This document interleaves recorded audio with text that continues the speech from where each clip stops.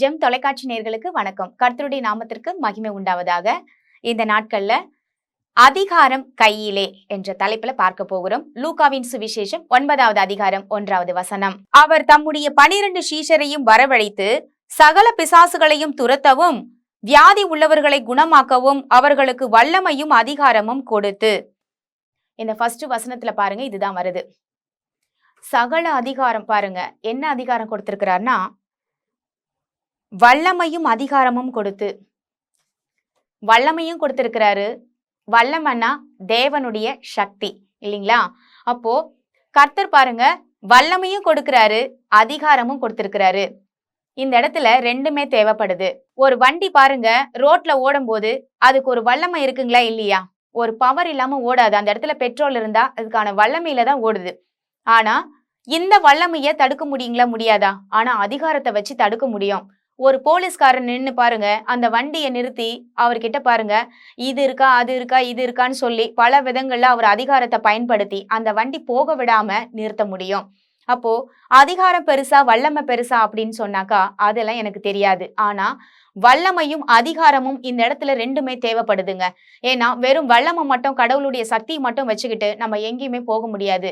ஒரு போலீஸ்காரர் பாருங்க, அவருக்கு என்னதான் போலீஸ் டியூட்டியில உட்கார வச்சு அவருக்கு பதவியை கொடுத்தாலும் பாருங்க, அந்த இடத்துல அவருக்கு வல்லமை இருக்கு. ஆனா அந்த அதிகாரத்தை பயன்படுத்தலைன்னா அவரை போலீஸ்னே சொல்ல மாட்டாங்க. அப்படிதான் நமக்கு அதிகாரத்தை கையில கொடுத்திருக்கிறாரு. என்னைக்கு நீங்க இயேசுவை ஏற்றுக்கொண்டீங்களோ, இயேசு என்னுடைய சொந்த இரட்சகர் என்று ஏற்றுக்கொண்ட அந்த நாள் முதல் கொண்டு பாருங்க, தேவன் வல்லமையும் கொடுக்கிறாரு, அதிகாரத்தையும் கொடுக்கிறாரு. ஆனா நம்ம என்ன செய்யறோம் தெரியுங்களா?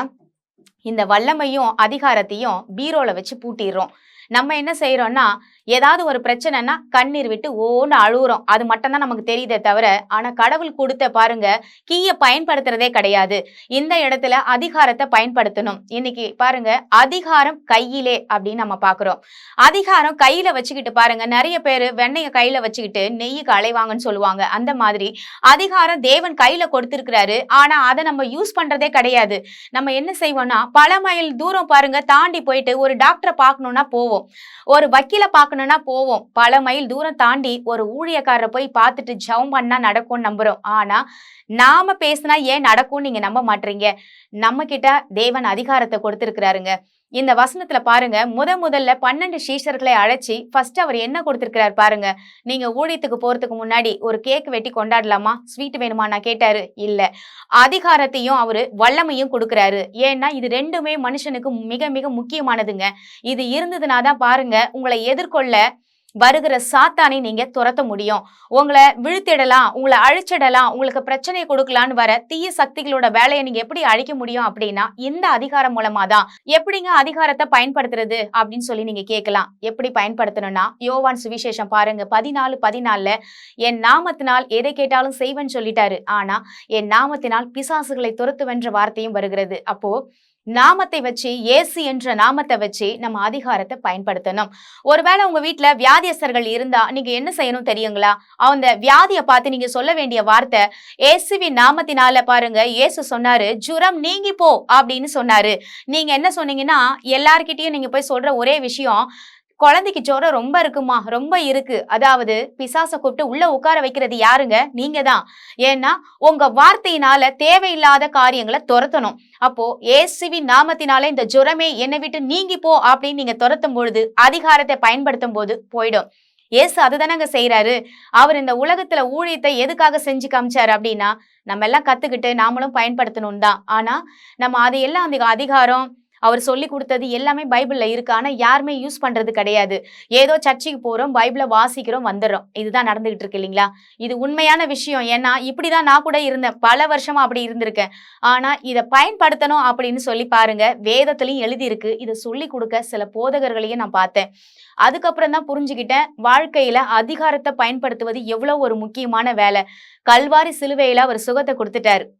ஆனா நம்ம என்ன பேசிட்டு இருக்கோம் அப்படின்னா, வியாதியா இருக்கிறேன்ப்பா, சுகர் பிபி இவ்வளவு இருக்கு, வியாதியில இருக்கிறேன் நானு, இதையே நீங்க பேசக்கூடாது. ஃபர்ஸ்ட் நீங்க பேச வேண்டிய வார்த்தை என்னன்னா, கல்வாரி சிலுவையில எனக்காக அவருடைய எல்லாவித ரத்தத்தையும் பாருங்க, 6 லிட்டர் ரத்தத்தையும் எனக்காக சிந்திருக்கிறார். அவருடைய காயப்பட்ட தழும்புகளால் நான் குணமானேன் அப்படின்றத நீங்க பேசணும்.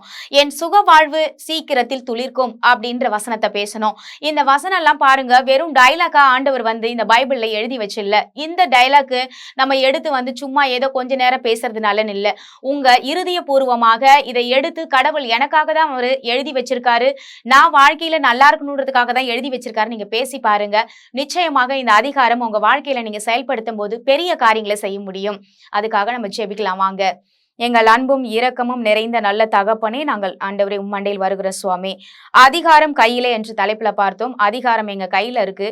ஆனா நாங்க அதை பேசி அந்த அதிகாரத்தை பயன்படுத்துறது கிடையாது. ஒவ்வொரு வேலையிலயும் ஜபத்துல கூட போய் பாத்தீங்கன்னா பிரச்சனைய பேசிக்கிட்டு பிரச்சனையிலேயே அழுதுகிட்டு இருக்கிறோமே தவிர, ஆனா இந்த அதிகாரத்தை பயன்படுத்தி பிசாசுகளை துரத்தி, நோய்களை துரத்தி, தரித்திரத்தை துரத்தி, நாங்க ஆண்டவரே உம்முடைய ஆசீர்வாதத்தை பெற்றுக்கொள்ளுகிற வார்த்தைகளை நாங்கள் ஆண்டவரே அறிக்கை செய்ய எங்களுக்கு உதவி செய்யுங்கப்பா. இதுவரைக்கும் நாங்க செய்த தவறுகளை மன்னிங்க. இனி நாங்க ஆண்டவரே உமக்கு பிரியமாக நீங்க கொடுத்த அதிகாரத்தை பயன்படுத்த எங்களுக்கு உதவி செய்யுங்க. நாங்க ராஜாதி ராஜாவோட பிள்ளையாக இருக்கிறோம். அந்த ராஜா என்ற உரிமை நீர் ஆண்டவரே ஒவ்வொருத்தருக்கும் கொடுத்திருக்கீங்கப்பா. ராஜாவோட பிள்ளைக்கும் அந்த அதிகாரம் இருக்கு. ஆனா அந்த அதிகாரத்தை பயன்படுத்தும் போதுதான் ஒரு தகப்பன் ஆசை ஆண்டவரே நிறைவேறும் என்று நாங்க பார்க்கிறோம். அந்த இடத்துல எங்களை நீங்க வச்சிருக்கீங்க. அந்த இடத்தை நாங்க பயன்படுத்த எங்களுக்கு உதவி செய்யுங்க, பலப்படுத்துங்க. இயேசு கிறிஸ்துவின் மூலம் ஜெபிக்கிறோம் நல்ல தகப்பனே, ஆமேன். கர்த்தர் நம் அனைவரையும் ஆசீர்வதிப்பாராக. God bless you.